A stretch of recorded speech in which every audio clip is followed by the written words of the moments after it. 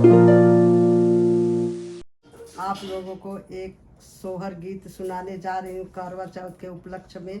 आप लोगों को अच्छा लगे तो ज़्यादा से ज़्यादा लाइक शेयर और सब्सक्राइब करिएगा। मचिया ही बैठली सासु बहुअरिया रज कर बहुअरिया रज करई हो। सासु लागल कार्तिक महीना त करवा व्रत करबई करवा व्रत करबई हो। भल बहुरानी तू बहुअर के न बहुराय सीता के न बहुराय सी हो। बहुअर भैया आगे भेज तू संदेश पियरिया तोहके लियऊ ते करुआ तोहली यावाई हो। बहुअर कैले करवा बरत कर तू बरत हो। इतनी बचन बहु सुनली सुनही नाही पाइनी सुनही नाही पवलिनी हो।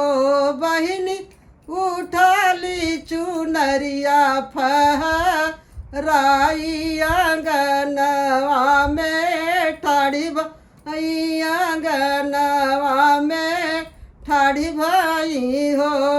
अरे अरे काला सा का गया गनवा हमरे बोला गनवा हमरे बोला हो।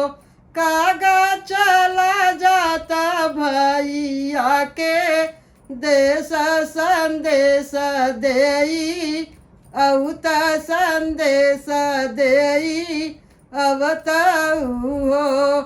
एक बन गई लेनी दुई बनाया से तीन बन हो। बहिनी तीसरे में भैया कमा हलिया चमा चमा चमकई चमा चमा चमकई हो।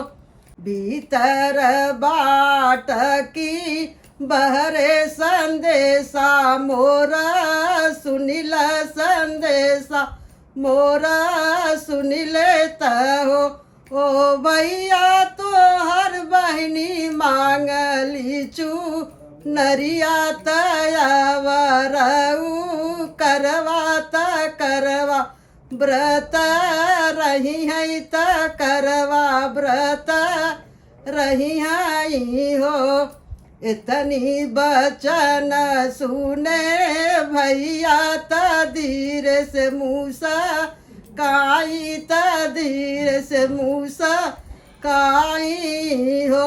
कागा बहिनी आगे हो भकागा बहिनी आगे दिया तू सा देश बहिनी करवा व्रत करई बहिनी करवा व्रत करई हो।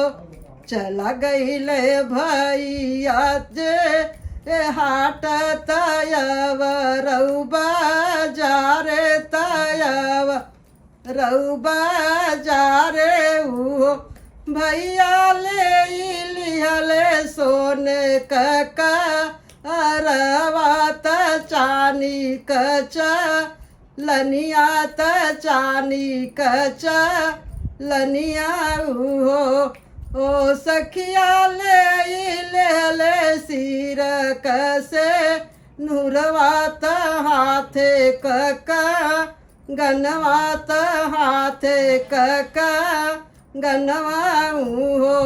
ओ सखिया ले लिहले गोड़े कप जनिया त चटकी चू नरिया त चटकी चू नरिया हो।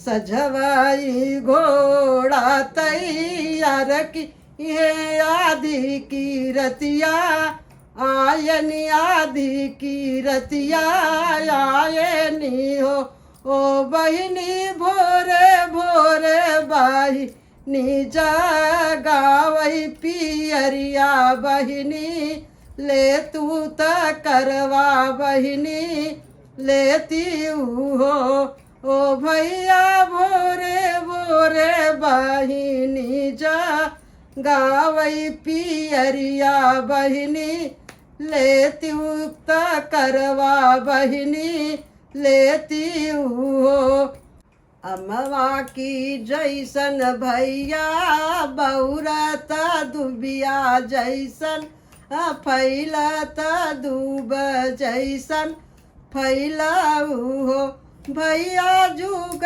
जुग जिय कुला दीप का जुग जुग राज बढ़ई हो ओ भैया बढ़ई भौजी कसो भागत बढ़ई फूलवारी त बढ़ फूलवारी